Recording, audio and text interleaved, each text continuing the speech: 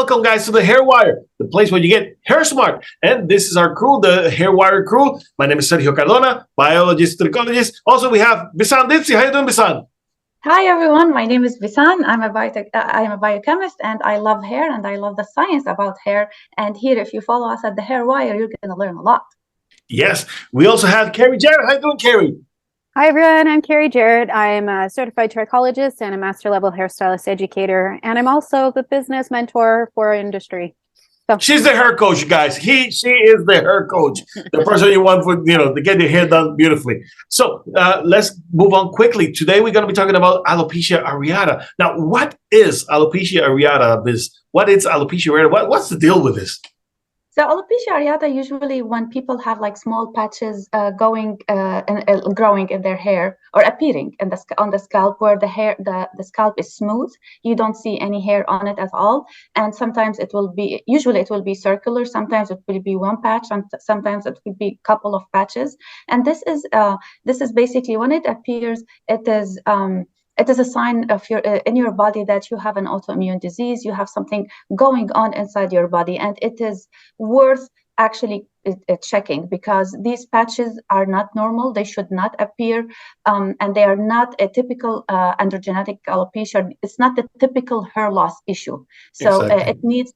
it needs to be examined and taken care of very quickly. What are, Carrie, some of the signs and triggers that we usually see with alopecia areata? What can we say about that?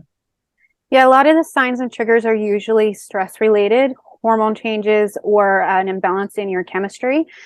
Quite often though, stress is the biggest trigger, and I'm seeing this quite often, especially now since COVID, the amount of stress that has been increased. And it's not from not saying COVID, but I'm saying the stress after, with a lot of financial people going through financial losses, eating. We also have a pandemic in our food crisis right now in North America, which we could talk about that too. But yeah, those are usually the common triggers. So, so when we talk about alopecia areata, we haven't seen too much consensus on the type of treatment that should be out there. It seems like everyone has their own thing how to treat alopecia areata. Now, is it something that can grow out of its own, or does it need treatment to grow back again? So it depends on the trigger, what triggered it actually. If the trigger was, as Carrie was saying, it's stress, which is more like a lot of people, as she was saying, lately, they have these patches. When the trigger go away, yes, most likely the patch will regrow hair. If it was not 100% damaged, in a way, if it didn't reach to a point where it's secretial alopecia. Secretial means the hair follicles are dead completely. So if they weakened, what happened is that the treatment that can be done is what's called microneedling or mesotherapy. What you're trying to do is regenerating that area to let the hair follicles be stronger, get reoxygenated, and let the hair grow back again. But if it reached to a point where it is chronic or like it's secretial alopecia, then it's no point going backwards. It's not going to go backwards. So it is the most important part is to identify what the trigger is. When you identify it, take it away, it may come back if it wasn't 100% secretial yet. So I heard that with alopecia areata patients, about 30% of them will have reoccurring events on their life when it comes to alopecia areata. About 70% is just a one-time event on their life.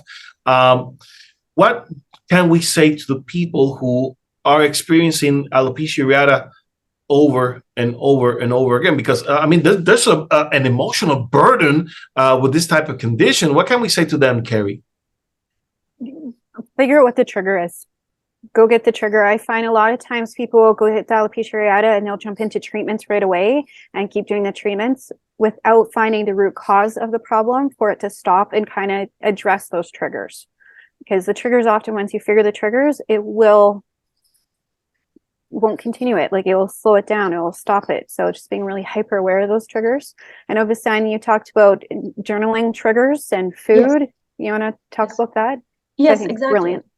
Yeah. It's actually very like what we're learning in the functional medicine community right now is it's called the food journal or the lifestyle journal. What happens is for 7 days or 21 days, if you don't know what is triggering your alopecia areata or your telogen effluvium, which is a sudden hair loss, or a scalp condition, for example. We talked about this in different episodes, but if you want to identify what is your trigger, for 7 days, write everywhere you're going, what you're feeling, even what kind of foods you're eating, if you're eating out, and what when you put it like next to you, and then you will put where your alopecia areata started to appear. You will just put the puzzle together, see what the correlation is, and identify your trigger. And this is the best treatment you can do to yourself at home, and it's free of charge. First identify your trigger, then come to a trichologist or a hairstylist, and they will help you stimulate again that area to help regrow the hair. But first of all, like yourself, you can actually help yourself first. Yes. And a I lot like of that clients, idea. Yeah. a Go lot of ahead. clients, I'll get them to reverse engineer too. For example, I'm working with a client right now, and I had them go back and we studied the weeks prior to it happening, because usually it's within, correct me if I'm wrong, 3 to 16 weeks of a Yeah. trigger happening that it might start. And I'll go back and be like, okay, you started this in November, but going back all the way to September, what happened? Did you buy a new house? Did you there's your job? Did you have a death in the family? What is it? Like, you could also reverse engineer what the triggers are, and if it's still continuing, you can know what those triggers are as well. Sergio, go on. I don't know. Yeah. Well, I wanted to mention, I had a lady, she got a divorce, and that same day she went to bed, and when she woke up, all of her hair was left on the pillow, all of it. A fully alopecia totalis from one day to another. It was devastating. And the thing is that this type of triggers, when specifically when they're emotional ones, they can be very damaging. Now the thing is that we have to consider that those genes were already there. They just needed a kick. And once the kick came in, the hair fallout follows. So it's very sad and very hard to treat this type of conditions. There are many solutions out there, and there's isn't a single one that can claim that this is the cure to alopecia areata. Even the one that FDA recently approved, there's some glitch with that medication right now, and many doctors are trying to figure that out because they don't feel safe recommending that medication, that JAK inhibitor, to many patients. And although we see many doctors who are more comfortable with other types of JAK inhibitors, the one that was approved by FDA, not many doctors feel very comfortable with it. I have to say something here is like basically without identifying the trigger, nothing helps. Yeah. All the medication, all the products, nothing helps. If we don't know what is going on in our lives and what is causing our sudden hair loss or our alopecia areata or whatever it is, nothing is going to help. Products, pills, treatments, they are all to help transit to a healthier hair. But you have to close the faucet. Remember, you have to close the faucet before we mop. That's exactly what it is. Yes, I wanted to mention, there's an organization, very well-known organization, the National Alopecia Areata Foundation. I love them because they have very many chapters, support group chapters all across the country, and they are moving internationally. And if you're suffering from alopecia areata or alopecia totalis, alopecia universalis, this is the group of people that you want to get yourself in touch with, so you can get that support for your children, for your husband, for your wives, for your family, because this type of hair loss is very consuming emotionally. And we need to find out ways, so we can work together and deal with those emotions as we are working our way to find out what is it that happened, what causes, what were my triggers, and to start using the proper treatments for it. There's no guarantee that people will get their hair back with alopecia areata because, I have a friend of mine, my father treated her, I treated her for many years. She gained the hair, she lose it again, gain the hair, lose it again, because it's an on and off thing with her. So there's not a single thing that will guarantee that you will get your hair back. But if you're getting your hair back, be thankful and hope for the best that it will not go back again. Okay. So anything else that we might want to cover before we go? With alopecia areata, like all hair loss conditions that we talk over and over again, identify your trigger, eat a healthy diet, well-balanced diet, practice stress management techniques.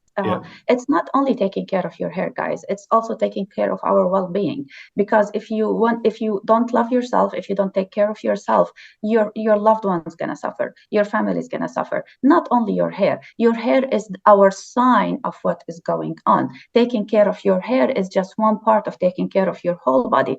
So and learning about what is alopecia areata, so when you see it, you don't freak out. It looks like this. Oh, I know, I heard it on the hair wire. It looks like that. Oh, okay. Exactly. That's my food journal, and that's why you guys were here. We're here is to explain it to you, so when you see stuff, we can help. Write your questions on the comments. We can help, because Sergio has many study cases. Perry has many study cases. We will find a solution when we all come together. We can find a solution. And this is what we're trying to do here on the hair wire, right, guys? We're trying to create a community to help support each other in all ways. Make sure you guys subscribe to the hair wire as well. We are going to be doing this deeper topic and talking about your treatment options. But again, it starts with finding the root cause first and the triggers, and then the treatments and solutions, which we will go over that in the next little bit. So make sure you subscribe. Make sure you hit the notification bell, because we will talk about this topic with the treatments and solutions. Thank you for joining us on the hair wire. Thank you, guys. The place where you get hair smart, the hair wire, thehairwire.com. Visit our website. Subscribe. See you guys later. Bye-bye.